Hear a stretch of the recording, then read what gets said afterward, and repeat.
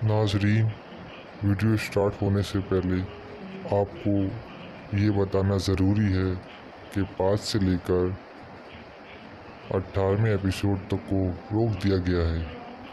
आपकी दरख्वास्त को पर इन एपिसोडों को डाला जाएगा।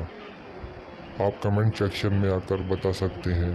आप ज़्यादा से ज़्यादा वीडियो लाइक करें और शेयर करें। शुक्रिया।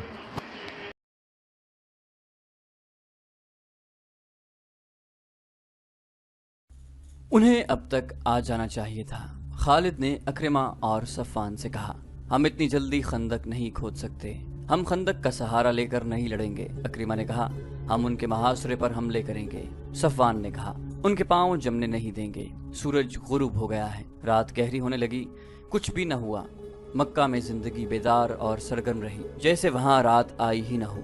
औरतों, बच्चों और बूढ़ों के कलों जैसे मकानों में मुंतकिल कर दिया गया था, और जो लड़ने के काबिल थे वो अपने सालारों की हिदायत पर शहर के इर्द गिर्द अपने मोर्चे मजबूत कर रहे थे। रात आधी गुजर गई, मदीना वालों की आमद के कोई आसार न आए। फिर रात गुजर गई। खालिद अबू सुफियान ने पूछा, कहाँ हैं वो? अगर तुम ये समझते हो कि वो नहीं आएंगे तो ये बहुत खतरनाक फरेब है जो तुम अपने आप को दे रहे हो। खालिद ने कहा, मोहम्मद सल्लल्लाहु अलैहि वसल्लम की अक्ल तक तुम नहीं पहुंच सकते। जो वो सोच सकते हैं वो तुम नहीं सोच सकते। वो आएंगे। उस वक्त तक मुसलमान चंद एक मार के दूसरे कबीलों के खिलाफ लड़कर अपनी धाक बिठा रहे हैं। इनमें गज़वा खैबर एक बड़ा मार्का था।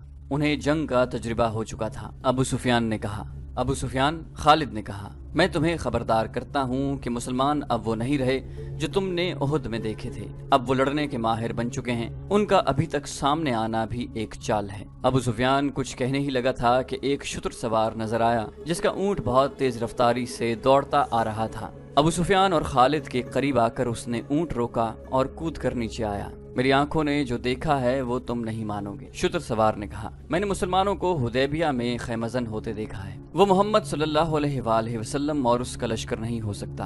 अबू सुफियान ने कहा, खुदा की कसम, मैं मोहम्मद सल्लल्लाहु अलैहि वसल्लम को इस तरह पहचानता हूँ जिस तरह तुम दोनों मुझे पहचानते हो। शुतर सवार ने कहा, और मैंने ऐसे और आदमियों को भी पहचाना है जो हम में से थे लेकिन उनके साथ जा मिले।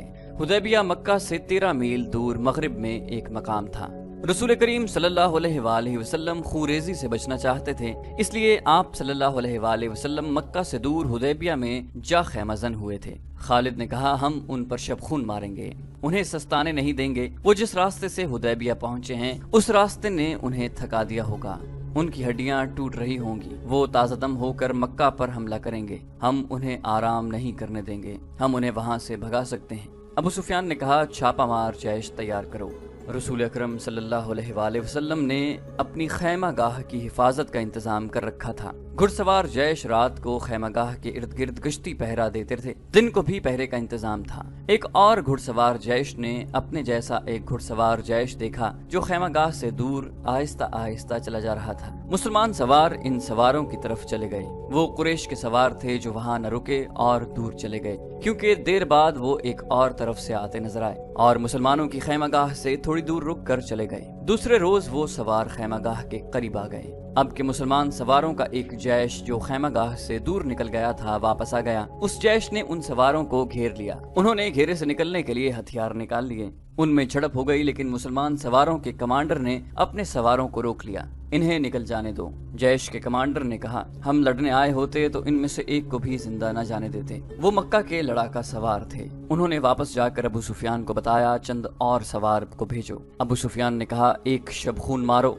मेरे कबीले के सरदार, एक सवार ने कहा, हमने शबखून मारने की बहुत कोशिश की है, लेकिन उनकी खैमागाह के इर्द गिर्द दिन रात घुड़सवार घूमते फिरते हैं। कुरैश के चंद और सवारों को भेजा गया। उन्होंने शाम के जरा बाद शबखून मारने की कोशिश की, लेकिन मुसलमान सवारों ने उनके कुछ सवारों को जख्मी करके वहां से भगा दिया। मक्का वालों पर तजब्जुब की कैफियत तारी थी। वो रातों को सोते भी न थे।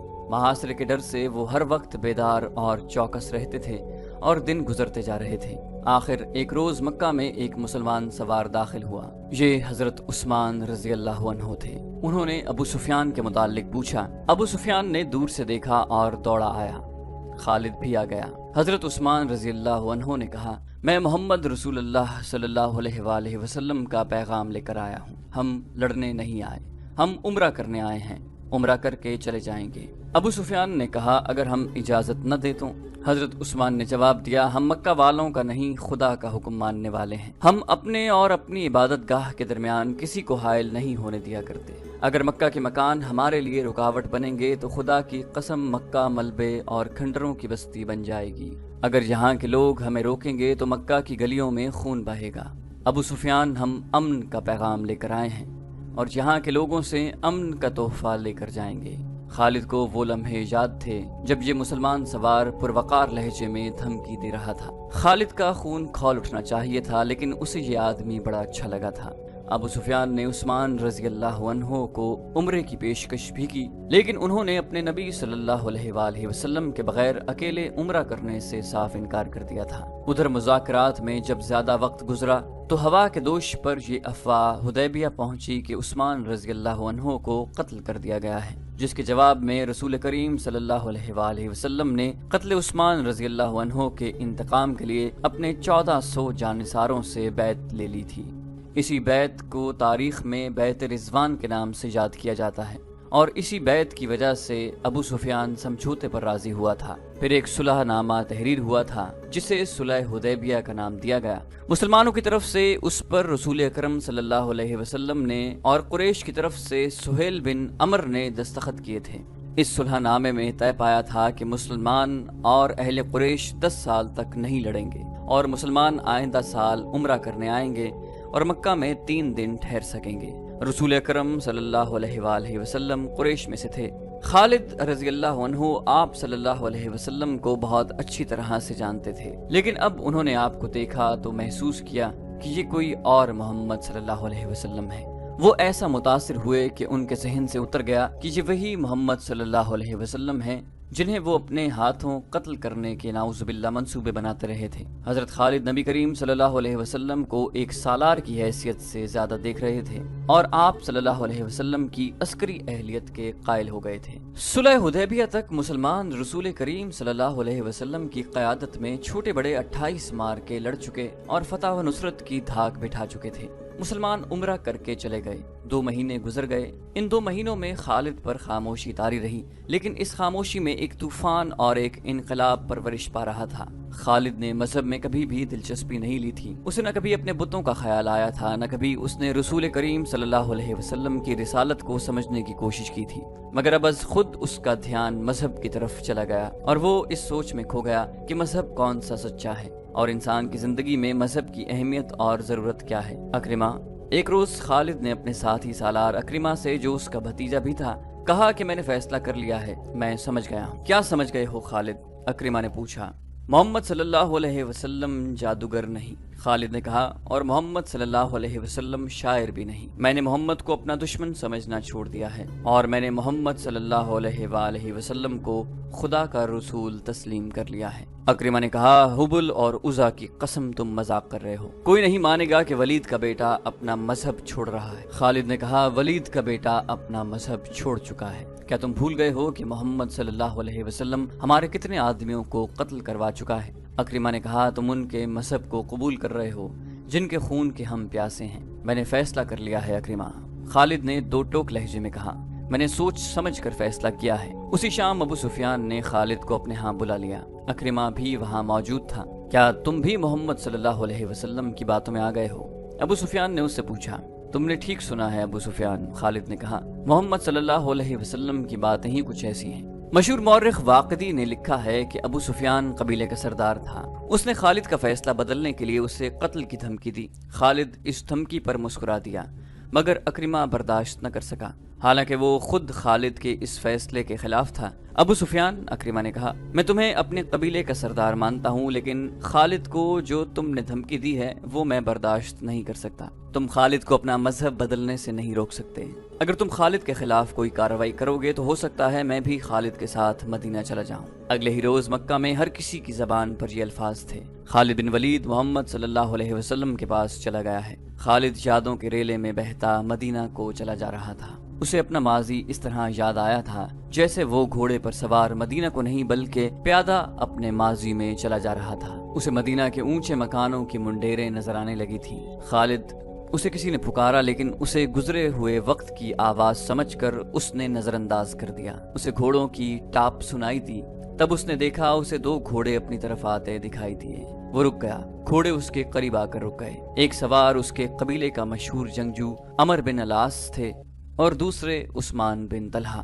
دونوں نے ابھی اسلام قبول نہیں کیا تھا۔ کیا تم دونوں مجھے واپس مکہ لے جانے کے لیے آئے ہو؟ خالد نے ان سے پوچھا۔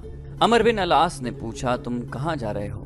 خالد نے پوچھا، تم دونوں کہاں جا رہے ہو؟ خدا کی قسم ہم تمہیں بتائیں گے تو تم خوش نہیں ہوگے، عثمان بن طلحہ نے کہا۔ ہم مدینہ جا رہے ہیں۔ عمر بن العاص نے کہا، بات پوری کرو عثمان۔ خالد، ہم محمد صلی اللہ علیہ وآلہ وسلم کا مذہب قبول کرنے جا رہے ہیں۔ ہم نے محمد صلی اللہ علیہ وآلہ وسلم کو خدا کا سچا نبی مان لیا ہے، پھر ہم ایک ہی منزل کے مسافر ہیں۔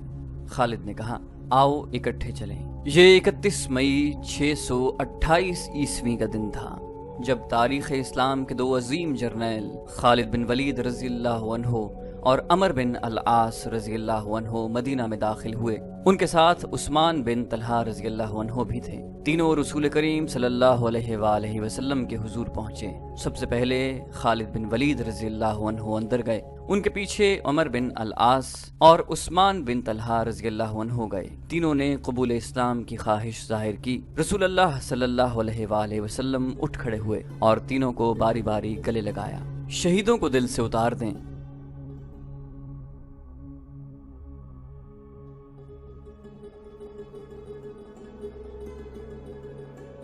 ذہن سے ان کا نام و نشان مٹا دیں، ان کی یادوں کو شراب میں ڈبو دیں۔ اس زمین پر جو خدا نے ہمیں شہیدوں کے صدقے عطا کی ہے، بادشاہ بن کر گردن اکڑا لیں اور کہیں کہ میں ہوں اس زمین کا شہنشاہ۔ شہیدوں کے نام پر مٹی ڈال دیں۔ کسی شہید کی کہیں قبر نظر آئے تو اسے زمین سے ملا دیں، مگر زندگی کے ہر موڑ اور ہر دوراہے پر آپ کو شہید کھڑے نظر آئیں گے۔ آپ کے ذہن کے کسی گوشے سے شہید اٹھیں گے اور شراب اور شہنشاہیت کا نشہ اتار دیں گے۔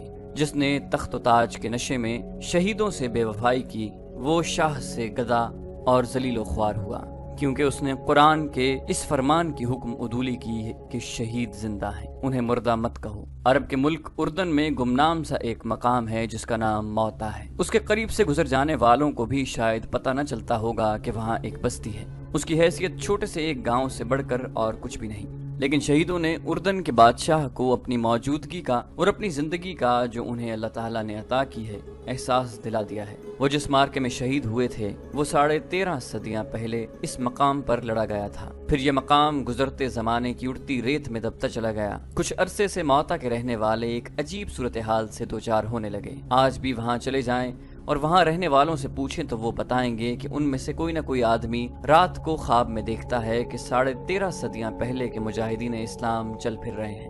کفار کا ایک لشکر آتا ہے اور مجاہدین اس کے مقابلے میں جم جاتے ہیں۔ ان کی تعداد تھوڑی ہے اور لشکر کفار مانند سیلاب ہے۔ مارکا بڑا خونریز ہے۔ یہ خواب 1-2 آدمیوں نے نہیں بلکہ بہت سے آدمیوں نے دیکھا ہے، اور کسی نہ کسی کو یہ خواب ابھی تک نظر آتا ہے۔ یہ لوگ پڑھے لکھے نہیں، انہیں معلوم نہیں تھا کہ 13.5 صدیاں پہلے یہاں حق و باطل کا مارکا لڑا گیا تھا، مگر ان کے خوابوں میں شہید آنے لگے۔ یہ خبر اردن کے ایوانوں تک پہنچی۔ تب یاد آیا کہ یہ وہ موتا ہے جہاں مسلمانوں اور عیسائیوں کی ایک لڑائی ہوئی تھی۔ یہ عیسائی عرب کے باشندے تھے۔ شہیدوں نے اپنے زندہ ہونے کا ایسا احساس دلایا کہ اردن کی حکومت نے جنگ موتا اور اس جنگ کے شہیدوں کی یادگار کے طور پر ایک نہایت خوبصورت مسجد تعمیر کرنے کا احکام جاری کر دیا۔ مسجد کی تعمیر 1868 میں شروع ہوئی تھی۔ اس جنگ میں 3 سپہ سالار زید بن حارثہ رضی اللہ عنہ، جعفر بن ابی طالب رضی اللہ عنہ اور عبداللہ بن رواحہ رضی اللہ عنہ یکے بعد دیگرے شہید ہو گئے تھے۔ ان تینوں کی قبریں موتا سے تقریباً 2 میل دور ہیں جو ابھی تک محفوظ ہیں۔ مدینہ میں آ کر خالد بن ولید رضی اللہ عنہ نے اسلام قبول کیا تو ان کی ذات میں عظیم انقلاب آ گیا۔ 3 مہینے گزر گئے تھے۔ خالد رضی اللہ عنہ زیادہ تر وقت رسول کریم صلی اللہ علیہ وسلم کے حضور بیٹھے فیض حاصل کرتے رہے تھے، مگر انہیں ابھی عسکری جوہر دکھانے کا موقع نہیں ملا تھا۔ وہ فن حرب و ضرب کے ماہر جنگجو تھے۔ ان کا حسب و نسب بھی عام عربوں سے اونچا تھا، لیکن انہوں نے ایسا دعویٰ نہ کیا کہ انہیں سالار کا رتبہ ملنا چاہیے۔ انہوں نے اپنے آپ کو سپاہی سمجھا اور اسی حیثیت میں خوش رہے۔ آج کے شام اور اردن کے علاقے میں اس زمانے میں قبیلہ غسان آباد تھا، جو اس علاقے میں دور تک پھیلا ہوا تھا۔ یہ قبیلہ طاقت کے لحاظ سے زبردست مانا جاتا تھا، کیونکہ جنگجو ہونے کے علاوہ اس کی تعداد بہت زیادہ تھی۔ اس قبیلے میں عیسائی بھی شامل تھے۔ اس وقت روم کا شہنشاہ ہرقل تھا، جس کی جنگ پسندی اور جنگی دہشت دور دور تک پہنچی ہوئی تھی۔ اسلام تیزی سے پھل پھول رہا تھا۔ قبیلہ قریش کے ہزارہا لوگ اسلام قبول کر چکے تھے۔ ان کے مانے منجھے ہوئے سردار اور سالار بھی مدینہ جا کر رسول خدا صلی اللہ علیہ وسلم کے دست مبارک پر بیعت کر چکے تھے، اور مسلمان ایک جنگی طاقت بنتے جا رہے تھے۔ کئی ایک چھوٹے چھوٹے قبائل حلقہ بگوش اسلام ہو گئے تھے۔ مدینہ اطلاعیں پہنچ رہی تھیں کہ قبیلہ غسان مسلمانوں کی بڑھتی ہوئی طاقت اور اسلام کی مقبولیت کو روکنے کے لیے مسلمانوں کو للکارنا چاہتا ہے اور جنگی تیاریوں میں مصروف ہے۔ یہ بھی سنا گیا کہ غسان کا سردار اعلیٰ روم کے بادشاہ ہرقل کے ساتھ دوستی کر کے اس کی جنگی طاقت بھی مسلمانوں کے خلاف استعمال کرنے کی کوشش کر رہا ہے۔ رسول کریم صلی اللہ علیہ وآلہ وسلم نے اپنا ایک ایلچی، جن کا نام تاریخ میں محفوظ نہیں، غسان کے ایک سردار اعلیٰ کے ہاں اس پیغام کے ساتھ بھیجا کہ اللہ کے سوا کوئی معبود نہیں اور وہ وحدہ لا شریک ہے، اور اسلام ایک مذہب اور ایک دین ہے۔ باقی تمام عقیدے جو مختلف مذاہب کی صورت اختیار کر گئے ہیں توہمات ہیں اور یہ انسان کے بنائے ہوئے ہیں۔ رسول کریم صلی اللہ علیہ وسلم نے غسان کے سردار اعلیٰ کو قبول اسلام کی دعوت دی۔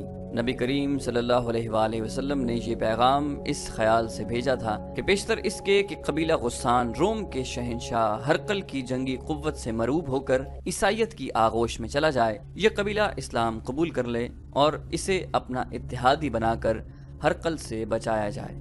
خدا کی قسم، اس سے بہتر فیصلہ اور کوئی نہیں ہو سکتا۔